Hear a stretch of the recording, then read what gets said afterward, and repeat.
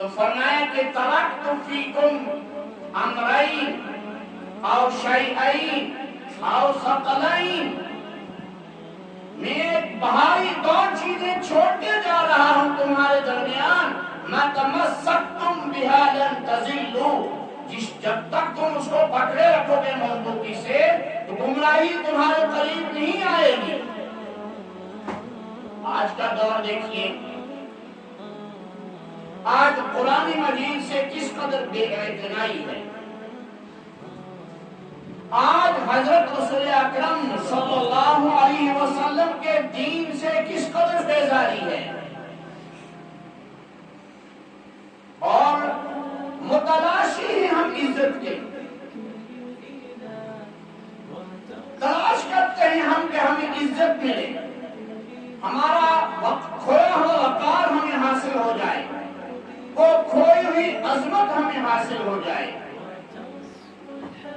تو جب تک قرآن مجید کے ساتھ مضبوط تعلق قائم نہیں ہوگا اور اتباع رسول صلی اللہ علیہ وسلم کا جذبہ ہماری زندگیوں میں کار فرمان نہیں ہوگا، تب تک وہ کھوئی ہوئی عظمت کا واپس آنا ناممکن ہے۔ حضرت عمر رضی اللہ تعالی عنہ کا قول ہے، آپ نے فرمایا اعزنا اللہ بالاسلام فَإِن تَرَكْنَا الْإِسْلَامَ فَأَذَلَّنَا اللَّهُ، ہمیں اللہ نے عزت بخشی قرآن اور اسلام کی بدولت، ہمیں اللہ نے وقار عطا کیا اسلام کی بدولت،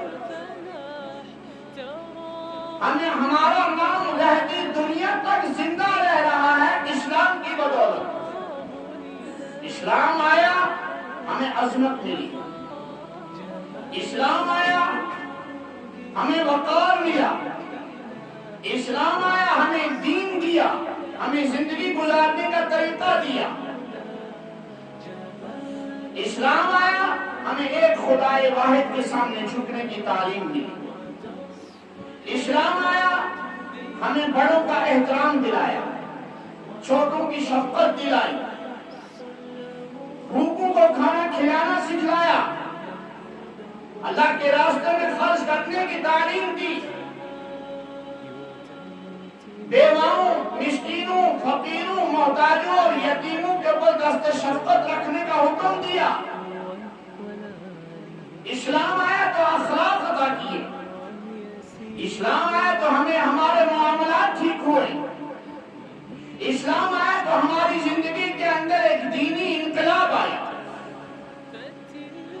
فَإِن تَرَكْنَا الْإِسْلَامَ فَأَذَلَّنَا اللَّهُ، اگر ہم نے اسلام کو چھوڑ دیا، ہم نے اسلام کو خیربات کہہ دیا، پسے پشت ڈال دیا، اسلام سے اپنا تعلق قائم نہ رکھا، فَأَذَلَّنَا اللَّهُ، تو اسلام نہیں رہے گا تو پہلی حالت پر لوٹ آئیں گے، پہلے ذلت کی حالت میں تھے، پستی میں تھے، اسلام کی عظمت اور وقار، اسلام نے عظمت اور وقار عطا کیا تھا، اب جب اسلام کو چھوڑ دیں گے تو وہی پستی آ جائیں گے۔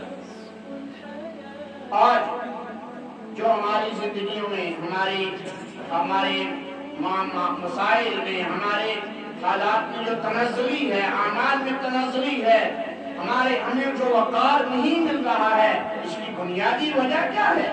ہم نے اس اسلام کو چھوڑ دیا، ہم نے اس قرآن کو چھوڑ دیا جس قرآن کو رسول اکرم صلی اللہ علیہ وسلم اور آپ کے صحابہ کرام رضوان اللہ تعالی علیہم اجمعین نے طرح طرح کی قربانیاں پیش کر کے ہمارے سامنے لایا۔ آپ صلی اللہ علیہ وسلم کہ بطن مبارک پر دو پتھر، تین پتھر باندھے ہوئے، آپ صلی اللہ علیہ وسلم کے گھر میں 3 مہینے چولہا نہیں جلا کرتا تھا۔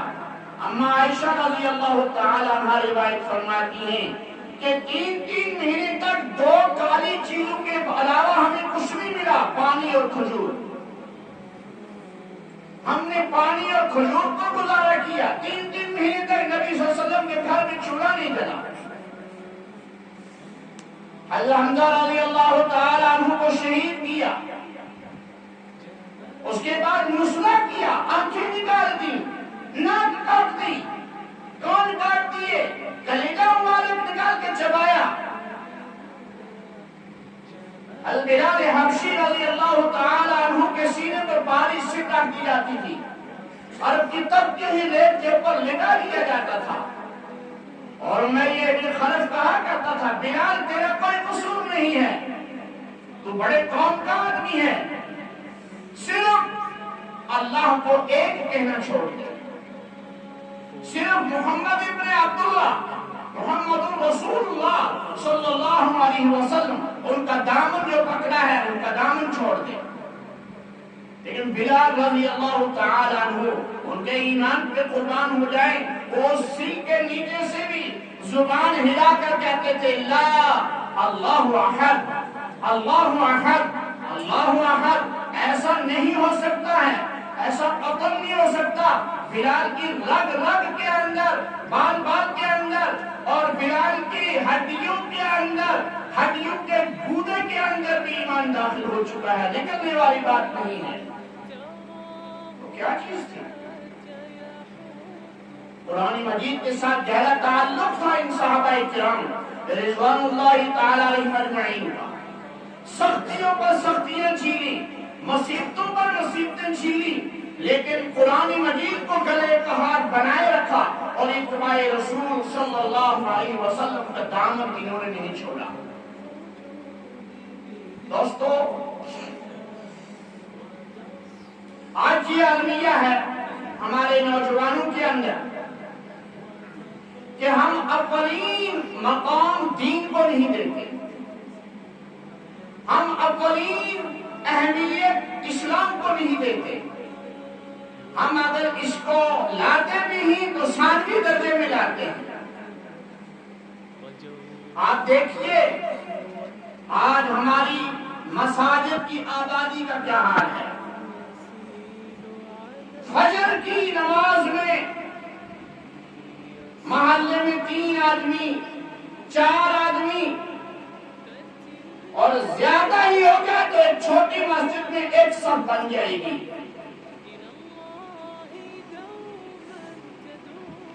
آج ہمارے ظہر کی نماز کا، عصر کی نماز کا، مغرب کی نماز کا، عشاء کی نماز کا حال دیکھیے۔ ہم موبائلوں کو لے کر یا ہم گھروں میں ٹی ویوں کو لے کر یا ہم دکانوں پہ بیٹھ کر، چوراہوں پہ بیٹھ کر، سڑکوں میں بیٹھ کر اپنے من مانی باتیں، اپنی کہانیاں اور اپنی زندگی کے متعلق پلان بناتے رہتے ہیں، لیکن یہ نہیں سوچتے کہ مؤذن کہہ رہا ہے حی علی الصلاۃ، آؤ نماز کی طرف، حی علی الفلاح، آؤ کامیابی کی طرف۔ تو جب اہم ترین فریضے کے اندر اس قدر بے رخی ہے، اہم ترین فریضے کو ادا کرنے میں اس قدر ضعف اور کمزوری ہے، دیگر چیزوں کو کہاں ادا کریں گے؟ آج دیکھیے طرح طرح کی تباہیوں کے اندر نوجوان پھنسا ہوا ہے، شراب نوشی کے اندر نوجوان ہے، ڈرگس کی لعنت کے اندر نوجوان گرفتار ہے، بے پردگی اور بے حیائی کی لعنت کے اندر نوجوان گرفتار ہے، اور طرح طرح کی روحانی بیماریوں کے اندر مبتلا ہے، لیکن علاج کرنے کی سوچ نہیں رہا ہے۔ جسم بیمار ہوتا ہے تو جسم کی بیماری کا علاج کرنے کے لیے ڈاکٹر، حکیم، کلینکس اور ہاسپٹل میں جاتا ہے اور وہاں جا کے اہم اور ماہر ڈاکٹروں کی خدمات حاصل کرتا ہے، لیکن روح بیمار ہے، اس کے لیے کوئی علاج تلاش نہیں کر رہا ہے۔ آج ہماری روح بیمار ہے۔ غیبت، جبکہ فرمایا رسول پاک صلی اللہ علیہ وسلم نے الغیبۃ اشد من الزنا، غیبت زنا سے سخت ترین جرم ہے، بدکاری سے بھی بڑا ہوا جرم ہے کہ بدکاری میں تو دونوں ایک حد تک رضامند ہوئیں، لیکن غیبت جس کی جا رہی ہے وہ کسی کی قیمت پر رضامند نہیں ہوگا کہ میری غیبت کی جائے۔ الغیبۃ اشد من الزنا، سود خوری کے اندر قوم مبتلا ہے، نوجوان مبتلا ہے، اور ایک درہم سود جس نے کھایا، ایک پیسہ، ایک روپیہ سود جس نے لیا یا کھایا، وہ ہے کہ اس نے 70 بار اپنی ماں سے بدکاری کا گناہ کیا۔ یہ اس سے سخت ترین گناہ ہے۔ سنتے ہیں اور عبرت نہیں لیتے، زیادہ سے زیادہ عبرت مسجد کے دروازے تک رہتی ہے۔ مسجد کے دروازے سے باہر نکلے تو کیا چیز ہے کہ جو یہ عبرت پذیری کی معاملے کو ختم کر دیتی ہے؟ وہ دنیا طلبی ہے، خدا بیزاری ہے، دین بیزاری ہے، دین سے شغف نہیں، قرآن سے تعلق نہیں، اتباع رسول صلی اللہ علیہ وسلم سے کوئی تعلق نہیں، جس کی بنا پر یہ بے رخی اور یہ بے دینی کا ماحول پیدا ہو چکا ہے ہمارے گھروں کے اندر، ہمارے بازاروں کے اندر، ہماری زندگیوں کے اندر، ہمارے اسکولوں کے اندر، ہماری کالجوں کے اندر۔ عملہ مسلمان ہے، بیٹیاں مسلمان ہیں، بیٹے مسلمان ہیں، وہ کیسے گوارا کر رہے ہیں غیر مسلم شعائر کو اپنانے کے لیے؟ جبکہ نبی علیہ السلام کے صحابہ کرام رضوان اللہ تعالی علیہم اجمعین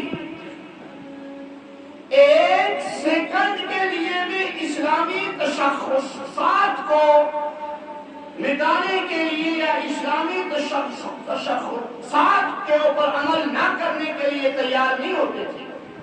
وہ ہمیشہ یہ تیار تھے کہ کسی بھی مرحلے پر ہم نے قرآن کی بات کو آگے بڑھانا ہے اور اپنی زندگی میں اپنانا ہے، لانا ہے، عملانا ہے، اور کسی بھی مرحلے میں نبی پاک صلی اللہ علیہ وسلم کا لایا ہوا دین ہمیں اپنانے کی کوشش کرنی ہے۔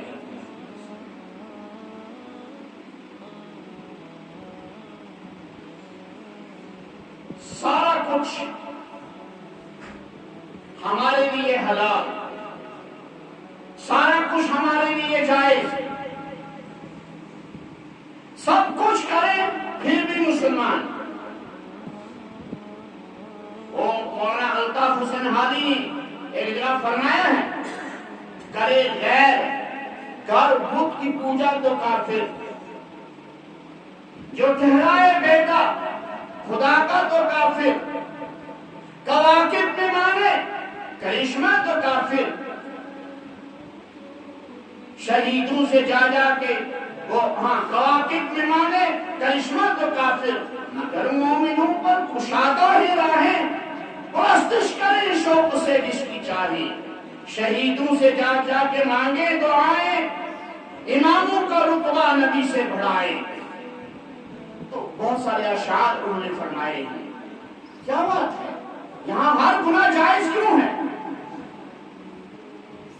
ہر جرم ہمارے اندر کیوں آ گیا ہے؟ ہمارا ایمان اتنا کمزور کیوں ہو چکا ہے؟ ہمارا یقین اتنا کیوں متزلزل ہو چکا ہے؟ اس کی ایک ہی بات کہ اس وقت کا نوجوان قرآن کریم سے دور ہو چکا ہے۔ اس وقت کا نوجوان، اس وقت کا موجودہ طبقہ رسول ناظرین صلی اللہ علیہ وسلم کے لائے ہوئے سچے دین سے دور ہو چکا ہے۔ اور یاد رکھیے گا،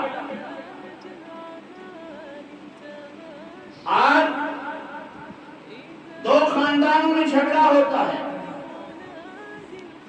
فیصلے کے لیے کورٹ کے کا دروازہ کھٹکھٹایا جاتا ہے، فیصلے کے لیے غیر مسلم تنظیموں کا دروازہ کھٹکھٹایا جاتا ہے، لیکن قرآن کریم کیا کہہ رہا ہے؟ یا ایھا الذین آمنوا اطیعوا اللہ ورسولہ واولی الامر منکم فإن تنازعتم في شيء فردوه إلى الله والرسول إن كنتم تؤمنون بالله واليوم الآخر ذلك خير وأحسن تأويلا۔ اے ایمان والو، اللہ کی اطاعت گزاری کرو، اللہ کی مرضی پر، اللہ کے فیصلے پر چلو، اطاعت گزاری اللہ کی کرو اور اللہ کے رسول صلی اللہ علیہ وسلم کی کرو۔ وَأُولِي الْأَمْرِ مِنْكُمْ، اور جو تم میں امیر ہیں ان کی اطاعت گزاری کرو۔ فَإِن تَنَازَعْتُمْ فِي شَيْءٍ، اگر تمہیں کسی معاملے میں جھگڑا پڑ جائے، اگر تمہیں کسی معاملے میں فساد کی بو نظر آنے لگے، اگر تمہیں کسی معاملے میں تنازع ہو جائے تو فَرُدُّوهُ إِلَى اللَّهِ وَالرَّسُولِ، اس کو تم اللہ کی طرف لوٹاؤ، اس کو تم اس کے پیغمبر کی طرف لوٹاؤ، اور دیکھو اللہ نے اپنے کلام میں کیا فیصلہ لکھا ہے۔ اللہ کے رسول صلی اللہ علیہ وسلم نے اپنے فرمودات میں اور اپنی زندگی میں اس کا فیصلہ کیا دیا ہے۔ آپ کے صحابہ کرام رضوان اللہ علیہم اجمعین نے اس کا کیا فیصلہ کیا ہے، اور ائمہ مجتہدین کے اس کا کیا فیصلہ ہے، اور پھر تابعین اور تبع تابعین کے اندر محدثین فقہا اور تبع تابعین کے اندر مفسرین، ان حضرات کا کیا فیصلہ رہا ہے، اس کی طرف تم لوٹاؤ۔ ان کنتم تؤمنون باللہ والیوم الآخر، اگر تم اللہ پر ایمان رکھتے ہو اور قیامت کے دن پر ایمان رکھتے ہو۔ ایک واقعہ ہے، کسی معاملے میں ایک یہودی اور ایک نام نہاد مسلمان منافق کا جھگڑا ہو جاتا ہے، اور وہ تلوار کے معاملے میں جھگڑا ہوتا ہے، زمین کے کسی ٹکڑے پہ جھگڑا ہوتا ہے، یا کیا معاملہ ہوا، ان دونوں میں آپس میں تنازع ہو گیا۔ یہودی کہتا ہے کہ چلو محمد صلی اللہ علیہ وسلم کے سامنے یہ فیصلہ رکھتے ہیں، جو وہ فیصلہ دیں گے وہ مجھے منظور ہے، کیونکہ وہ حق پر تھا اور اس کو پتا تھا اللہ کا نبی غلط فیصلہ نہیں دے سکتا، اللہ کا پیغمبر غلط فیصلہ نہیں کر سکتا۔ یہ بشر نامی منافق اس پر مصر ہے کہ نہیں، کعب بن اشرف جو منافقوں کا سردار ہے اس سے جا کے فیصلہ کروائیں گے۔ بالآخر یہ یہودی کامیاب ہو جاتا ہے، اس بشر نام کے آدمی کو حضور پاک وسلم کی خدمت میں لے جانے کے لیے وہاں اپنا معاملہ پیش کرتے ہیں۔ آپ وسلم نے دیکھا کہ یہودی پر حق ہے، اس کے حق میں فیصلہ دے دیا۔ اب یہ دونوں آپس میں جھگڑ رہے ہیں، یہ نام نہاد منافق کہہ رہا ہے کہ غلط فیصلہ ہو گیا ہے، یہودی کہہ رہا ہے کہ فیصلہ سچ کیا ہے، پیغمبر اسلام غلط فیصلہ نہیں کر سکتا، تم پیغمبر مانتے ہو، نبی مانتے ہو، ہم تو نبی بھی نہیں مانتے، لیکن فیصلہ انہی کا سچ ہے۔ تھوڑی دیر کے بعد ان دونوں کا فیصلہ ہوتا ہے کہ عمر ابن خطاب کے پاس چلے جاتے ہیں رضی اللہ تعالی عنہ۔ حضرت عمر رضی اللہ عنہ کے پاس چلے جاتے ہیں اور وہاں جا کے اپنا معاملہ رکھتے ہیں۔ تو عمر رضی اللہ تعالی عنہ نے معاملہ سنا اور اس بشر نامی منافق نے کہا کہ اس سے پہلے ہم محمد صلی اللہ علیہ وسلم کے پاس گئے تھے، انہوں نے یہ فیصلہ یہودی کے حق میں کیا ہے۔ عمر رضی اللہ تعالی عنہ نے یہودی سے پوچھا، سچ ہے؟ سچ کہتے ہیں یہ؟ ہاں یہ سچ کہتے ہیں، محمد صلی اللہ علیہ وسلم نے یہ فیصلہ میرے حق میں کیا ہے۔ عمر رضی اللہ تعالی عنہ تھوڑی دیر یہ کہہ کے باہر نکلتے ہیں کہ تم ٹھہرو میں آ رہا ہوں۔ وہاں سے تلوار لے کر آئے اور اس منافق کی گردن کو قلم کر دیا۔ کہا جو نبی کا فیصلہ نہیں مانتا اس کا یہی علاج ہے۔ وَإِذَا قِيلَ لَهُمْ تَعَالَوْا إِلَى مَا أَنزَلَ اللَّهُ وَإِلَى الرَّسُولِ رأيت المنافقين يصدون عنك صدودا. جب ان سے کہا جاتا ہے کہ تم اللہ کی طرف آؤ، اللہ کے رسول صلی اللہ علیہ وسلم کے فیصلے کی طرف آؤ، پیغمبر اسلام کے دین کی طرف آؤ، تو رأیت المنافقین یصدون عنک صدودا، آپ منافقوں کو دیکھیں گے، آپ ان لوگوں کو دیکھیں گے جن کے دل میں ایمان نہیں ہے، جو نام نہاد مسلمان ہیں، نام کے مسلمان ہیں، یصدون عنک صدودا، وہ آپ سے کترائیں گے، آپ کے نزدیک آنے سے نزدیک نہیں آئیں گے، آپ کے نزدیک آنے سے کتراتے رہتے رہیں گے اور آپ کے قریب نہیں آئیں گے.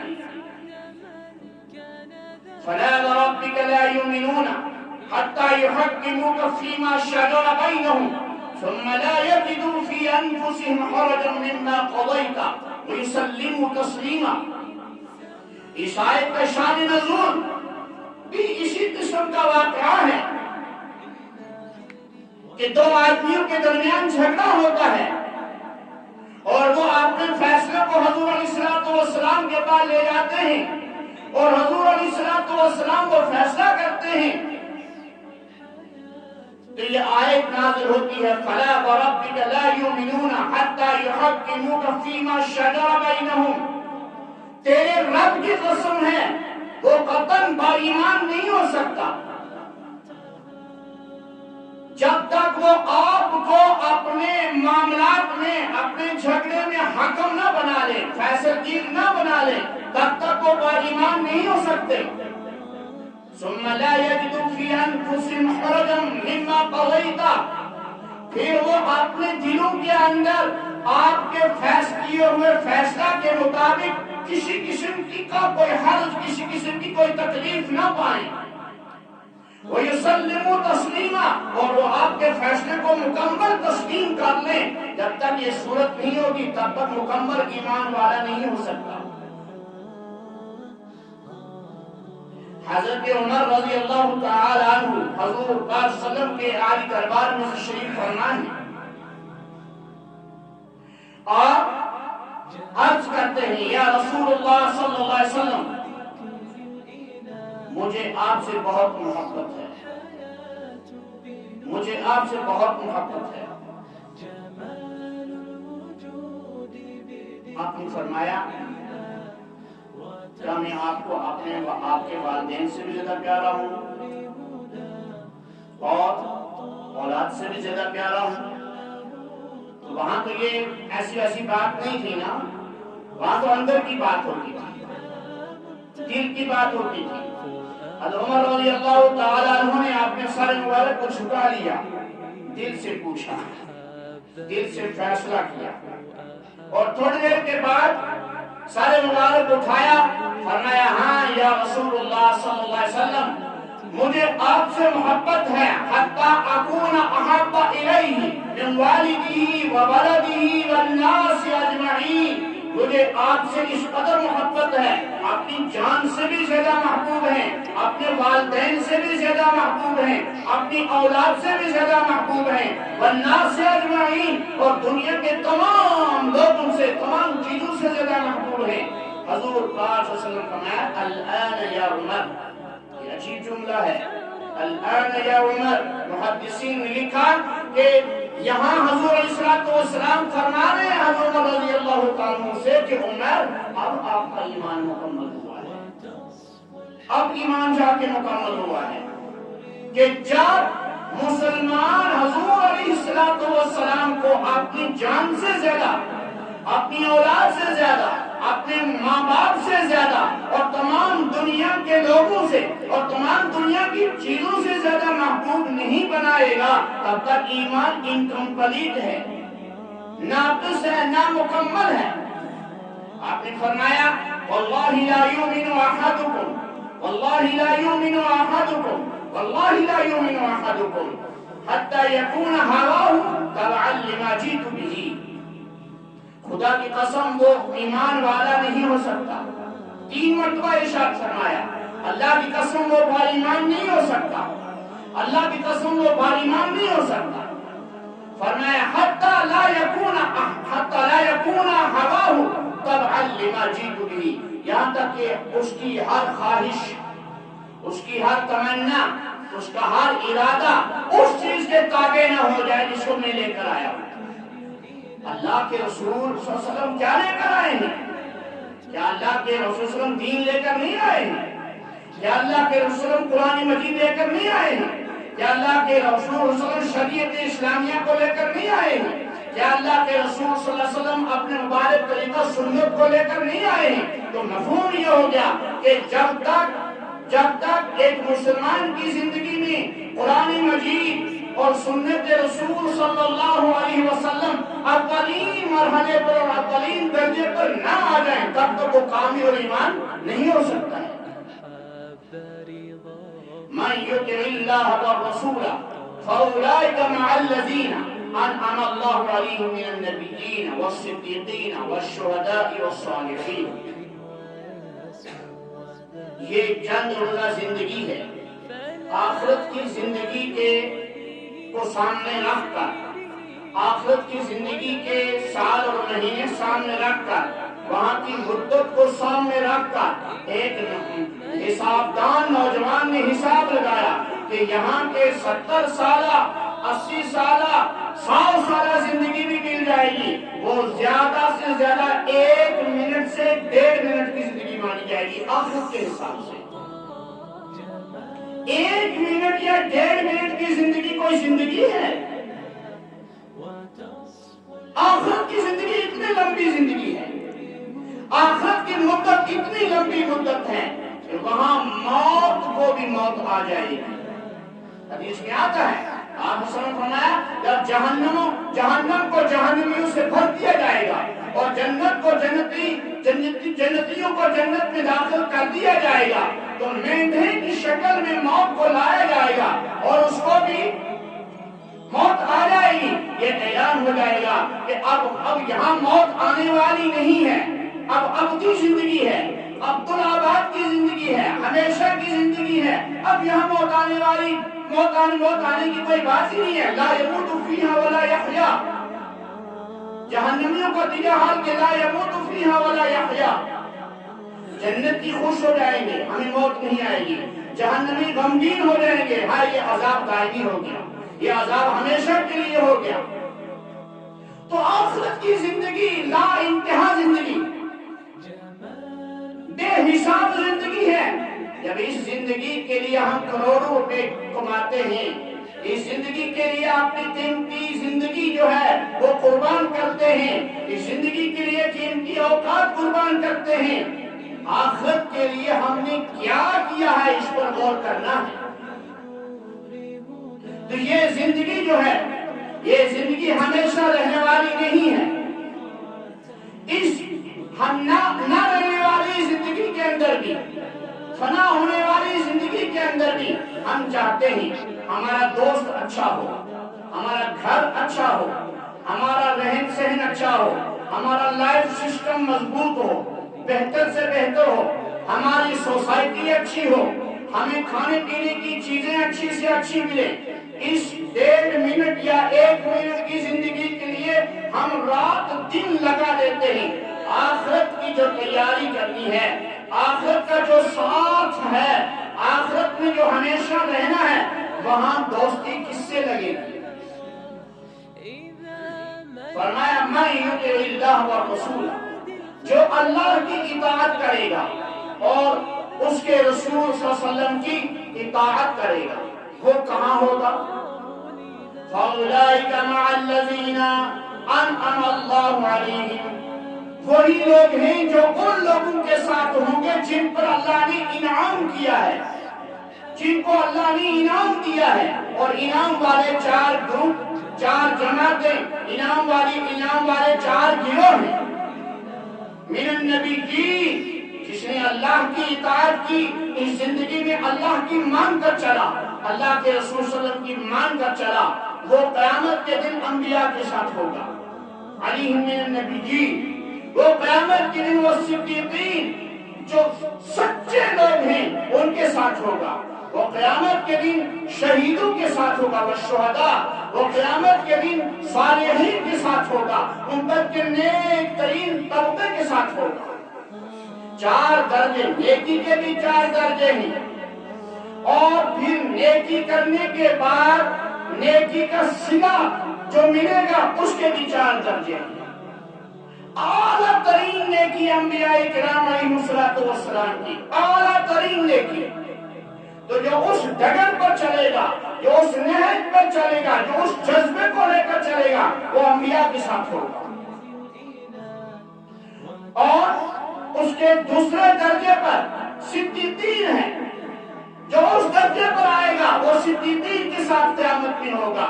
اور اس کے تیسرے درجے پر شہداء ہیں، جو اس درجے پر نیکی کر کے جائے گا وہ شہداء کے ساتھ ہوگا۔ اور اس کے چوتھے درجے پر صلحاء ہیں، جو اس درجے کی نیکی کر کے جائے گا وہ صلحاء کے ساتھ ہوگا۔ التاجر الصدوق الامین مع النبیین والصدیقین والشہداء، سچا تاجر اور امانت دار تاجر اپنی سچائی اور امانت کے پیش نظر وہ صالح تو بن چکا ہے، اب جو وہ صالح بن چکا ہے وہ قیامت میں مع النبیین، انبیاء کے ساتھ ہوگا۔